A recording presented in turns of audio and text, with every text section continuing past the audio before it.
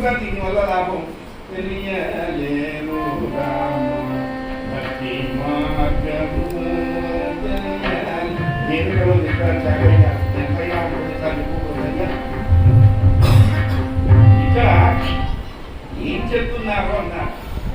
ఇన్ని మంచి లక్షణాలు ఉంటే అనుకోకుండానే ఒక మంచి లక్షణం వచ్చింది అతనికి. ఏమిటా లక్షణము? హరిని పతిగా కోరి అశవడుగా.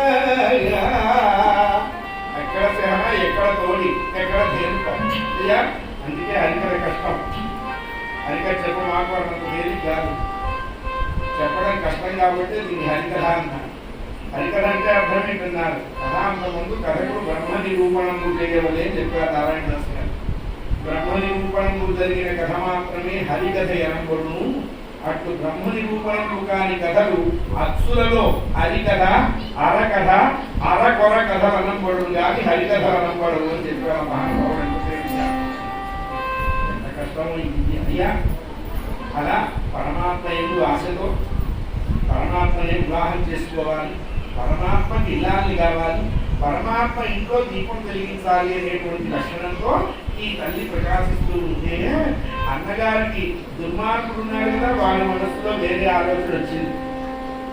తండ్రి గారు చెప్పాడు, ఒరే నాయనా మీ చెల్లెలు ద్వారకాధీశుడైనటువంటి కృష్ణ పరమాత్మని వివాహం చేసుకో.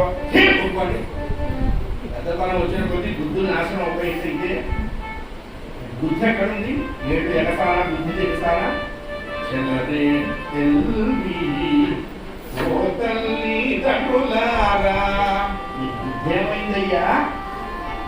7 ఎగసానా బుద్ధి తెగసానా? మన పిల్లకు కృష్ణునకు జనయకు జనయకు జనయకు చెల్లరే తెల్లి ఓ తల్లి తండ్రులారా.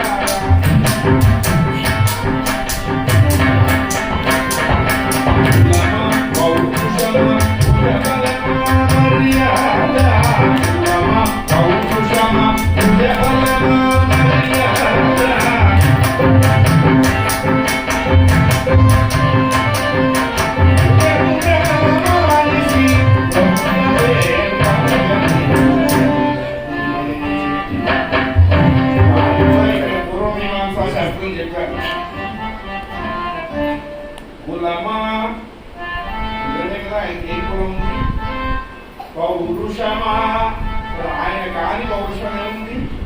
భుజబలమా, ఆయన లేని భుజబలం ఇంకెవరుంది? ఇక్కడ క్వశ్చన్ ఆన్సర్లు 2 చెప్తున్నాడు. మర్యాద, ఆయన కాని మర్యాద ఏముంది? ఆయన కంటే గొప్ప మర్యాద వస్తుంది ఎవరు?